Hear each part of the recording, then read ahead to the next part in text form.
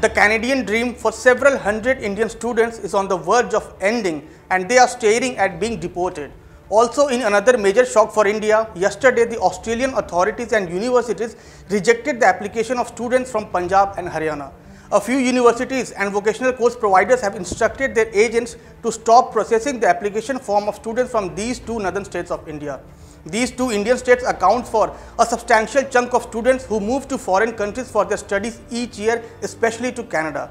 In a similar case, 4 years back, 129 Indian students in the United States were arrested for enrolling in a fake university. Today, we explain to you what exactly happened, due to which over 700 Indian students are looking at deportation in Canada. But before that, don't forget to like, share and subscribe to Oneindia.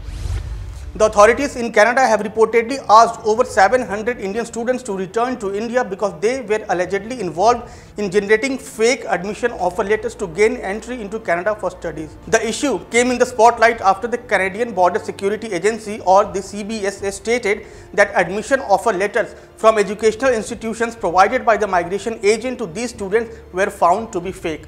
All of these students had gone to Canada about 3 years ago and had actually even completed their studies and gained Canadian work experience on a post-graduation work permit, that is PGWP. The fraud came to light only after they applied for permanent residency and the Canadian Border Security Agency flagged the forged letters. The offer letters had allegedly been forged by their agent named Brajesh Mishra, who facilitated their admission into other colleges after they landed in Canada. This agent, Brajesh Mishra, who is currently missing, headed a firm called Education Migration Services in Jalandhar and had charged each student lakhs of rupees to process their documents. In order to understand this issue more clearly, it is important to understand how such agents and such scam operates. Lots of students, when applying for a study visa after class 12, approach an agent or consultancy firm. They provide the agent their educational proofs, IELTS qualification certificate and financial documents. Based on this, a file is prepared by the consultant in which the students mention their preference for educational institutes and courses. The consultancy also gives its own inputs for the choice of colleges and courses. Most students prefer government-run colleges and a few premier private institutes. The consultant then applies on behalf of these students to the desired colleges. After getting an offer letter from the college, the student is required to deposit a fee which he or she pays to the agent, who further pays the college, and then the students get a letter of acceptance, that is LOA, and a fee deposited receipt from the said college. Also, students are required to get a guaranteed investment certificate which covers the cost of living and advance payment of 1 year.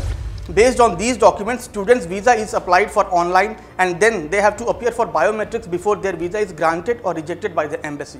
Consultants and agents who facilitate students are registered with the state government. The reputation of these agents are usually on the words of mouth basis. Most of the students generally trust their agents and hence do not check if the offer letter is genuine. Also, Canada allows students to switch colleges after landing in the country, which means that an agent can simply tell students that their admission in a particular college had fallen through or that another college could be a better fit for them. Now, this begets the question, why would an agent forge admission letters if the option of admission into another college is possible? He can simply say that the admission of X, Y or Z is not feasible in a particular college and they must apply for the alternative. One reason could be that the admission letters from reputed institutes are usually not scrutinized much. Plus, students trust their agent, so nobody perhaps actually goes through all the documents to make sure they are genuine. Canadian embassy officials need to check all the attached documents carefully, including the offer letters from colleges, before granting a visa. But they also did not do this while granting visas, and that's the surprising part. Mistake of this level and scale happened at the embassy level. Embassies usually carry out detailed checks before granting visas, but it appears that they also did not scrutinize things properly. Another possible reason for things getting overlooked could be is that if a particular college is quite reputable, an offer letter from it enhances the visa success rate as compared with other private colleges. So that's why embassy officials perhaps did not pay much attention to it. We hope you would like this new video. Thank you so much for watching.